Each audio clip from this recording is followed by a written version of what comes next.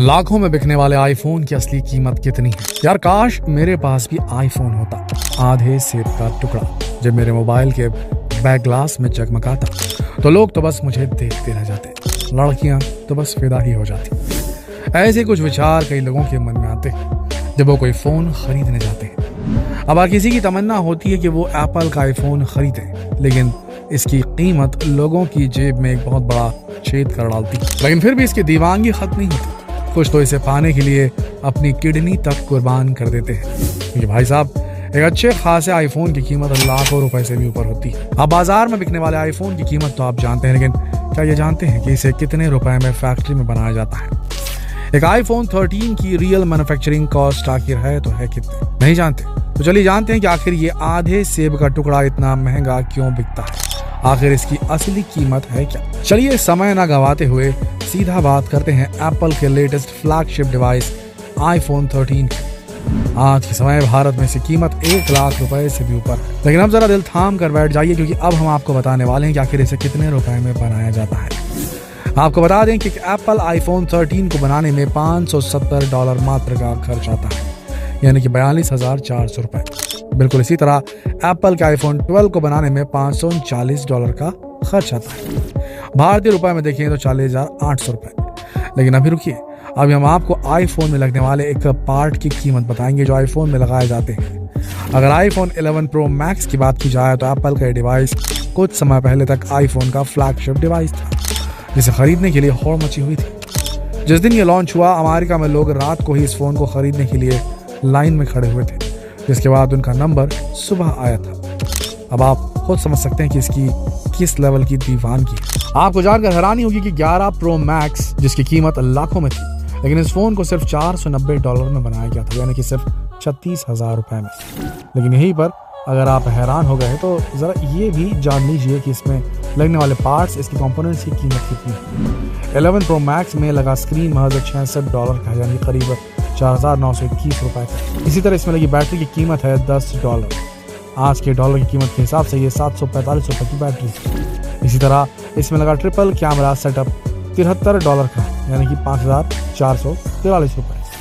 Processor, modem और memory की कीमत $160 है, यानी कि 11,930 रुपए। इसी तरह इसकी एसेसरी, इसका केस और बाकी सारे कंपोनेंट की कीमत लगभग 181 रुपए है। कुल मिलाकर 13,000 रुपए, मतलब टोटल मिलाकर 36,000 रुपए में एक आईफोन 11 प्रो मैक्स तैयार हो जाता है।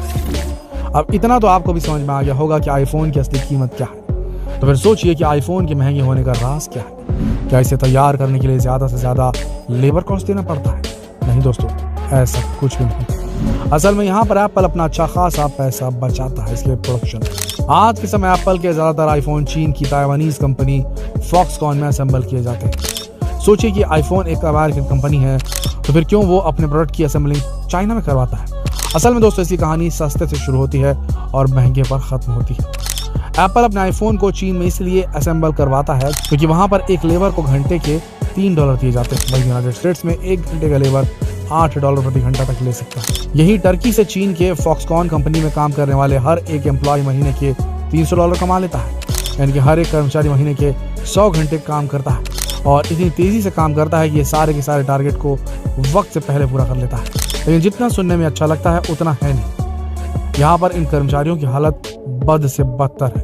बहुत ही कम कीमत में इनसे घंटों तक काम करवाया जाता है। कुल मिलाकर देखा जाए तो एप्पल को चीन में अपने आईफोन को असेंबल करना सस्ता भी पड़ता है, वहीं सस्ते लेबर की वजह से उसका काम समय पर भी हो जाता है। लेकिन इन सब के अलावा दोस्तों, अगर आप स्मार्टफोन के ग्लोबल मार्केट लीडर को देखें तो आज के समय एप्पल का शेयर मात्र 14% है, जबकि सैमसंग का 21%। लेकिन उसके बाद भी एप्पल को लीडर माना जाता है। अब आप सोचिए कि क्या वजह है कि एप्पल, जिसका शेयर मात्र 14% है, वो $1 ट्रिलियन कंपनी बन चुकी है। क्योंकि दोस्तों एप्पल की सेल्स भले ही कम है, लेकिन प्रॉफिट के मामले में ये सरताज है। ये कम कीमत में आईफोन बनाता है और इसे ज्यादा से ज्यादा कीमत में बेचता है। अब सवाल ये उठता है कि आखिर जब एप्पल आईफोन को इतनी कम कीमत में बनाता है तो इसे इतनी ज्यादा कीमत में बेचता क्यों है? क्योंकि दोस्तों जब आप एप्पल का आईफोन खरीदते हैं तो आप सिर्फ आईफोन नहीं खरीदते, बल्कि आप उस फोन को बनाने में हुए रिसर्च एंड डेवलपमेंट का भी पैसा देते हैं। एप्पल कंपनी का एडवर्टाइजमेंट कॉस्ट भी देते हैं। यहाँ तक कि आप कहीं ना कहीं एप्पल में काम करने वाले कर्मचारियों को कुछ प्रतिशत सैलरी भी देते हैं। नहीं समझे? तो चलिए हम आपको अच्छी तरीके से समझाते हैं। एप्पल में काम करने वाले एक एवरेज एम्प्लॉय की सैलरी $29,476 प्रति वर्ष होती है, यानी करीब 21 लाख रुपए। इसके अलावा एप्पल अपने हर एक आईफोन में अरबों खरबों रुपए की R&D करवाता है।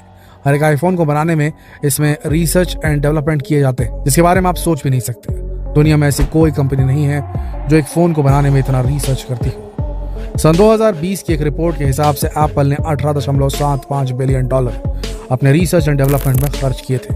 इसी तरह 2019 में एप्पल ने $16 बिलियन खर्च किए थे।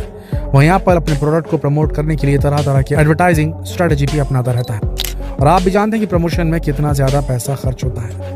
आज के समय आप YouTube में, टीवी चैनल्स में, बहुत सारे सोशल मीडिया प्लेटफॉर्म में एप्पल आईफोन के ऐड देखते हैं। हालांकि पहले एप्पल अपने प्रोडक्ट को प्रमोट करने के लिए इतना एडवर्टाइजमेंट नहीं किया करता था, लेकिन आज के समय कंपटीशन को देखते हुए एप्पल ने अपने प्रोडक्ट को प्रमोट करना शुरू कर दिया है। तो देखा आपने किस तरीके से एप्पल अपने प्रोडक्ट बनाता है, कैसे इसका रिसर्च एंड डेवलपमेंट में खर्च करता है।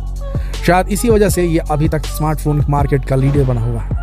लेकिन कभी ना कभी आपके दिमाग में ये सवाल जरूर आता होगा कि आखिर एप्पल में ऐसा है क्या, क्यों इतना महंगा होता है और क्यों लोग इसे खरीदना पसंद करते हैं। तो अगर आपने कभी एप्पल का आईफोन इस्तेमाल नहीं किया तो शायद आप इस बात को नहीं समझ पाएंगे। एप्पल के आईफोन की कहानी कुछ ऐसी है कि एप्पल अपने सारे प्रोडक्ट को अपने इकोसिस्टम में बाइंड करके रखता है। कहने का मतलब ये कि एप्पल के आईफोन में आप बाहर के किसी भी तरह के ऐप को इंस्टॉल नहीं कर सकते। अब आप ये कहेंगे तो ये एक डिसएडवांटेज है, लेकिन दोस्तों इसका डिसएडवांटेज ही इसका एडवांटेज है। एंड्रॉइड में अगर आप बाहर के किसी ऐप को इंस्टॉल करते हैं तो उसमें तरह तरह के वायरस भी बड़ी आसानी से बिना बुलाए चले आते हैं, लेकिन एप्पल सिक्योरिटी को लेकर काफी ज्यादा सचेत रहता है। यह वजह है कि वो अननोन सोर्स से अपने डिवाइस में किसी भी तरह के ऐप को इंस्टॉल नहीं करने देता। दूसरा कारण यह है कि भले ही एप्पल के महंगे से महंगे आईफोन 2 GB रैम के होते हैं, इनकी स्टोरेज भी कम होती है, लेकिन उसके बाद भी ये 50,000 रुपए के एंड्रॉइड फोन को टक्कर दे देते हैं। वो इसलिए क्योंकि आईफोन में लगने वाला सॉफ्टवेयर भी एप्पल का है, मोबाइल का हार्डवेयर भी एप्पल का है। इसी तरह से एप्पल अपने प्रोडक्ट को कुछ इस तरीके से ऑप्टिमाइज करके रखता है कि उसमें चलने वाले सारे ऐप मक्खन की तरह चलते हैं, कभी हैंग नहीं होते, कभी लैग या डिले नहीं आता।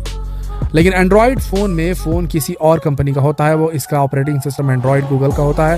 यही वजह है कि कई बार हार्डवेयर और सॉफ्टवेयर मैच नहीं हो पाते, इसकी वजह से फोन कई बार हैंग होने लगता है। अब भले ही आपको एंड्रॉइड फोन में 18 GB का रैम क्यों ना होगा, लेकिन एंड्रॉइड फोन कभी ना कभी हैंग जरूर होते हैं। यही वजह है कि परफॉर्मेंस और सिक्योरिटी को देखते हुए लोग एप्पल का आईफोन खरीदना पसंद करते हैं। लेकिन अगर आपने कभी एप्पल के किसी भी डिवाइस को एक्सपीरियंस नहीं किया है तो हो सके तो इसका एक्सपीरियंस जरूर लें, ताकि आप भी एंड्रॉइड और एप्पल के फोन में फर्क समझ जाएं। जितना हो सके इस संदेश को शेयर करें फेसबुक पर, व्हाट्सएप पर, यूट्यूब पर। कल फिर मिलते एक और दिलचस्प वीडियो। तब तक के लिए आप सबका इस वीडियो के अंत तक बनने के लिए दिल से धन्यवाद।